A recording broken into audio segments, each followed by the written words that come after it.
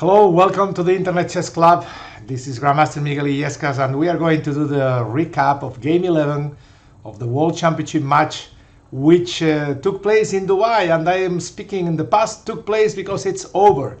Magnus Carlsen, today he won with the black pieces, so he got the magical 7.5 points needed to be crowned world champion. In fact, to keep his crown.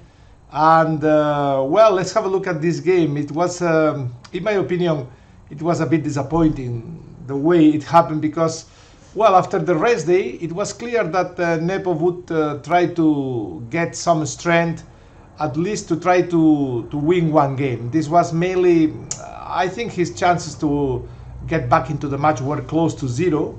But it's like when a football match, I mean, you need to score at least one goal. It's like for the honor, you know. And he, at the beginning, I think he tried. He went for the Italian game, which at least he was getting out of the theoretical battle in the Rui Lopez. But of course, Magnus was very well prepared, also against this Italian. And in fact, it was the Norwegian who surprised his opponent. We will see very soon with the move a5. It's not the most usual move, but especially bishop a7. This was, I'm not going to say a new move, but this was seldom played at the high level. And Nepo was already thinking for a while. He was thinking a bit knight a3. And after h6 here, he was thinking a lot, almost 20 minutes. It shows that he didn't have really anything prepared against this idea. This Italian game, I have the feeling this was very good for Magnus' style. It's a slow game, very strategical, a lot of maneuvers, and very difficult really to surprise the world champion in this variation. I cannot say what was better, but I was expecting Nepo really to recover and okay, to play well today. It didn't happen. I say I was expecting that because somehow the pressure is off. You know, even if you win, okay, you lost the match. I mean, he played very bad last games, and it's clear that his chances for a comeback were null. So when you understand you already lost the match, it's the moment you can start to play normal. I mean, just, okay, it's over, don't worry. Play, have fun, enjoy the game. But this didn't happen. I don't know, his mentality, I don't know how he was working with his team, his coach, but somehow he was still very tense. He was feeling uncomfortable during the game, and you will see. I mean, he was thinking a lot for knight c2, and he went for bishop e3, which truth is that it offers almost very little. I mean, look, black got all his pawns on dark squares, so he's very happy to trade these bishops. It's true that this bishop it is strong, and probably white should look for something else. I don't know, maybe here, you know, to try to. I was thinking bishop b3, like a way to look for some real fight. I mean, if bishop e6, then we can hide the bishop in c2, and maybe sometimes we can maybe play knight b5 and bishop e3 in a better conditions, win some tempi. I don't know, it's very difficult, of course, but the way he played, it was really harmless. I mean, black got a very comfortable position. Here, it was already possible, bishop e6, but Magnus didn't want to face this pawn structure, which may happen sometimes with when white plays d4 in these positions. Maybe he was a bit worried about it, so he played rook e8. And he's preparing to play bishop e6 and take back with the rook, keeping the symmetry. It's clear that for Magnus, today a draw was a very fine result. And he was playing without any hurry, very solid as usual. White played a4 and trying to keep control on the queen side, because sometimes black could play a4 himself. So that's a prophylactic move, a4. And black immediately played bishop e6. I don't know, I mean, what was really Nepo's idea, I cannot really find it. I mean, I thought here, okay, bishop b5 looks more natural, trying to keep some pieces on the board. Maybe we are threatening some d4, and at least to try some fight with some pieces. But the move he played, bishop e6, it is bringing the game to a dead equal situation, trading bishops. And okay, queen b3, some kind of attack here, b6. And at this point, really, I knew this was not going to be Nepo's day. I thought this was going to be a draw very soon. I was expecting knight d5, and then black has several good options. And I was expecting knight d7. This was like take. The rook looks a bit strange here, but it can sometimes work well, even with some sacrifice. But at least white is pretending he's doing something here, d4. And of course, maybe black can sacrifice exchange. There is a good compensation. But this at least would be some kind of fight. In the game, it was really very poor what happened, because Magnus played rook a d1. And after knight e7, then he has no plans to jump. And if he cannot play d4 because e4 is hanging, I mean, always take and take on e4. So now his pieces, I mean, what is his plan? I don't see really an idea here for white. The way he played now, it's, I mean, very, very easy for black. He went now h3. Black played queen d7, just ready to bring the other rook to the center, d8 or e8. And white went knight h2. Well, the idea knight g4, but really this is only useful to trade another piece and get the game closer to a draw. That's what I thought was Nepo plan, because okay, I mean, the match was over. To make two draws was very natural. Black played rook d8. He's already thinking to break on d5, and after knight g4, black took and broke on the center, and I think this is already dead equal. I mean, white could take, trade everything here, bring the king to e2 and shake hands. But Nepo wanted to, well, I mean, to try something, and he went d4, which brings the game to some unclear complications. I was checking the times. Magnus was playing a bit slower in general, but I don't think because it was more difficult. I think it's because he was taking the game more seriously. Well, here Magnus was thinking for a while, and finally he took pawn takes d4. This seems to be the best move. It was possible to take on e4 and trying to provoke take and queen e8, and then this can be weak, but this can also be weak. It's a very equal position, in fact.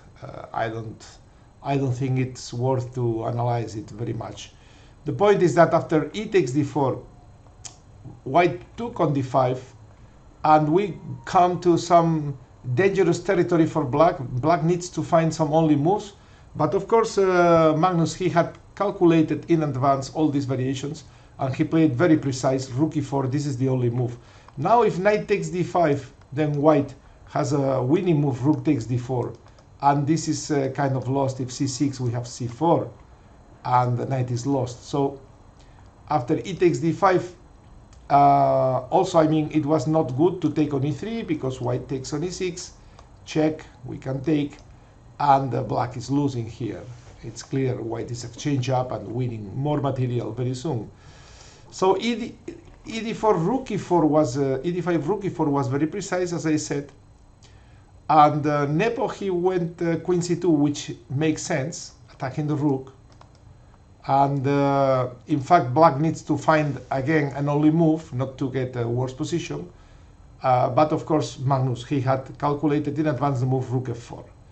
So now we reach the critical position in which the last game of this World Championship was decided. At this point, I mean, I was pretty sure that white should go for a draw, I mean, here, in a very simple way. In fact, there is nothing else. I mean, we have to get this pawn, rook d4, and this sequence, I thought it was very natural. And okay, in this position, queen takes d4, b3, it's completely equal. I mean, it's 0.00, and it's a draw. And I thought this was going to be the end of the game. But then, to my surprise and to everybody's surprise, here it came one of the worst moves I've ever seen, I mean, in a World Championship match. It's clear Nepo was completely out. He just wanted his will to end the match was so strong that he could not think clearly, because the move he made, it's a mistake, I mean, a big blunder. Just a strong amateur would not play like this. I mean, even an average amateur would not play like this. I mean, I have no words for this move, g3. I cannot explain it. I mean, of course, I mean, if the rook goes now, then white is winning. Rook takes d4, and he protects the pawn, and also the rook is going to be in bad shape very soon. I mean, this is winning, of course. But when you play g3, you understand your opponent can take on e3, and that when you take on f4, black can simply take queen g4 check. And once you see this position, you immediately understand that this is not good. I mean, black is getting a lot of pawns for the exchange, and he's going to get at least perpetual or a winning attack. I mean, this is impossible to believe that white can be okay here. So my only explanation is that he didn't see that g4 is falling after pawn takes, pawn takes. I think he was not, his brain didn't see the move queen g4, and that's the only explanation I can find. Maybe he was thinking that black is going to take on f2, then take, and white is better here. Maybe I can only speculate, but it's too easy. I mean, after g3, pawn takes check, and this is completely crazy. I mean, how can white pretend to play for a win this position? I mean, it's nonsense. And in fact, after king f1, black played king h3 check, and now Nepo played king g1, admitting that draw was already good result. Okay, if draw was good, why not to play this position? I mean, the line I was showing to you, rook d4, which is pretty forced, and make a draw here. Okay, why to go for this crazy move, g3? Computer is falling from 0.00 to minus 7.7. So it's like losing almost a queen, losing a rook and a piece. It's a crazy move. I mean, g3. Of course, Magnus, he was thinking a little bit. He probably was very happy to take on e3, pawn takes, and queen g4 check, of course. King f1, Magnus checked. And of course, now if king e2, if this was no, I cannot believe this was Nepo idea. I mean, this is impossible, because Nepo is strong enough to understand that this is completely lost. I mean, pawn takes f2. First of all, black is getting a lot of pawns for the exchange. This is also falling. This is probably falling. And secondly, black is getting a decisive attack here. We cannot take because check. This is pretty simple to see. And after rook f1, black can play knight f5, and it's a mate. It's mate in few moves. In fact, I have no words. I mean, I cannot explain it. I mean, queen h3 check, king g1 was played in the game. And another amazing thing happened here, because Magnus was thinking here for 9 minutes. And I was very surprised, because, okay, this looks pretty simple. I mean, and everybody who was watching the game live, everybody was waiting for the obvious moves. Can you find an easy win for black and an easy idea? Typical. I mean, we want to bring the rook. The problem is that rook d6 immediately it's not good, because rook takes e3, and when we intend to mate with rook g6 check, then white has queen takes g6, and it's white who is winning. So in order to play rook d6, first we take on f2, white has to take, and now we play rook d6, and it's game over immediately. I mean, nothing to analyze. If rook e7, rook g6 check, and mate on the next move. And if f5, just to prevent the rook from coming to g6. Then we take with knight, and the next move is rook g6. So I don't really see why Magnus, he could not find this move, because it's just winning in 2 moves. Very simple. I have the feeling that he really maybe saw this rook d6, rook g6, queen takes g6, and then he got it out of his mind, and he was starting to think jumping with the knight. Jumping with the knight is very strong. What he did, knight f5, in fact, it's also winning, and that's why he really didn't find rook d6, because he didn't need that idea to win the game, and he went knight f5, which makes things a bit longer. Maybe he missed the move d6. He looked a bit surprised after d6, in fact. But it's true that otherwise black has this idea rook d6 completely winning. So d6 was kind of only move. And here I was also a bit surprised that, okay, this is not so surprising. Magnus, he was looking for a forced way to win, forced. And then, okay, he went for a rook endgame, which is winning, and this was forced. Normally, he could play very simple, I mean, just to take on d6, and he has already knight and 2 pawns and a very strong attack for the rook. And this is, in fact, it's game over very soon, because in fact, black has d5 and rook d6 again, so white has to be very fast to bring his queen to the defense. After queen e4, check, check, d5, for example, here, check, and f4 is falling, and it's going to be knight and 3 pawns and an attack. Also, rook d6 is coming, and if king f3, even queen e1 and knight h4. No, I mean, it was so easy, but Magnus played knight h4, and after pawn takes e3, he was ready to go for a endgame. Look at this line. White is forced to bring the queen, because if rook e2, queen g1 mate. And after queen f2, check, it's very precise, take, and this is what Magnus had in mind when he made knight f5 on move 26. He was thinking 9 minutes here, and after d6, knight h4. He was thinking for 10 minutes. I think he was surprised by d6, first of all, and knight h4, he found all this variation to go to this endgame. Okay, let me tell something to defend the players. I mean, I liked very much Magnus' explanation, how he felt after game 6 he won, and then they had to play game 7, he had to play with black, and he told, you know, I was so tired after playing 8 hours, but I was thinking all the time, Nepo must feel worst. It must be worse for him. So it's like the only thing you can really help to you, that you're so tired that your opponent is even more tired. This was the feeling I got today, is that both players, they were very tired. Magnus, he lost motivation. Things were already too easy. The opponent was making big blunders.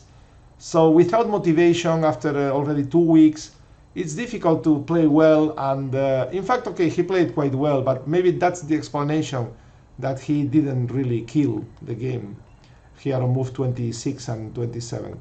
Okay, after this line, they got this endgame, but okay, this endgame probably it's also completely lost. I mean, still, Magnus had to show some good technique to play well. All the moves he played were very good. In fact, after b4, take was very good. Now, Nepo is unlucky that he cannot take because of rook a2, and he's going to be 2 pawns down. I mean, if rook b1, then take, and it's too much, 2 pawns up. And after a b4, he had to take with a rook, and now the idea is rook c4 and a5. So if black plays something like h5, well, white gets some drawing chances here. And this was maybe not so simple, and that's why Magnus had to play well this endgame. He went rook a2. This is very precise. Now if rook c4, then c5, and there is no a5 because the rook is well placed. After rook a2, white has no real chances. I mean, if he goes c4, then rook c2 is very precise. And if the king comes, then the pawn goes. This is in fact what happened in the game. King e4 immediately, h5, king d5, and okay, rook c2. Also h4 was strong. And after a few moves, Magnus, he calculated that he's promoting a queen, and he's going to play queen versus rook.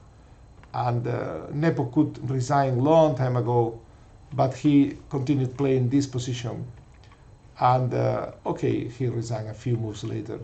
There was nothing to play here. The queen dominates completely the rook and the white pawn. So it was game over, move 49.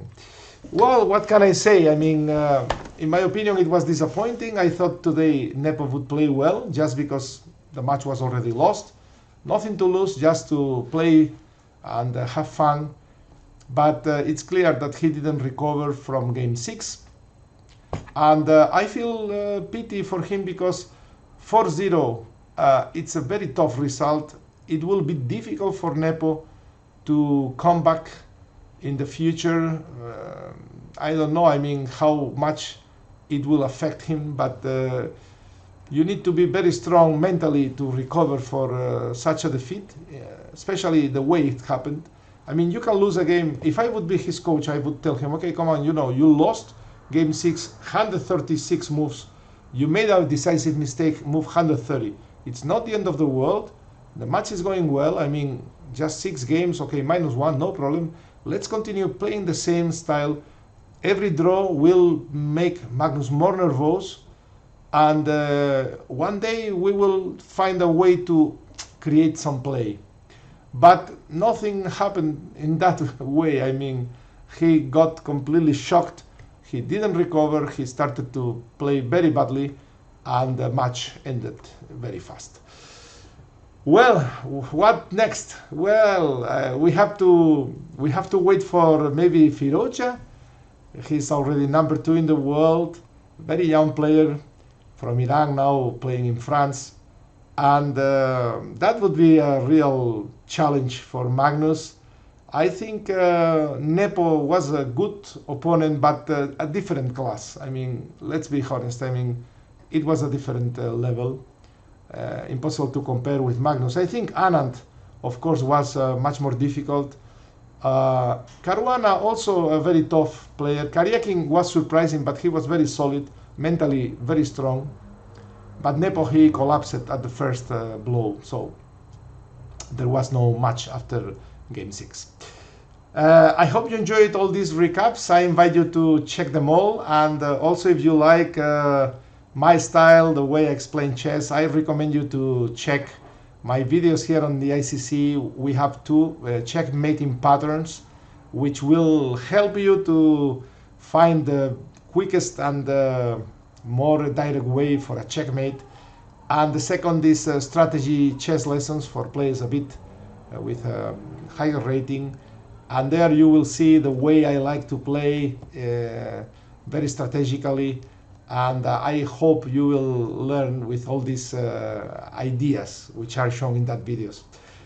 Anyway, it was a pleasure to be with you here for the last 2 weeks, checking these games, enjoying the brilliant chess of especially Magnus Carlsen. And I hope you have good health and a lot of chess for the next year. All the best. Bye-bye.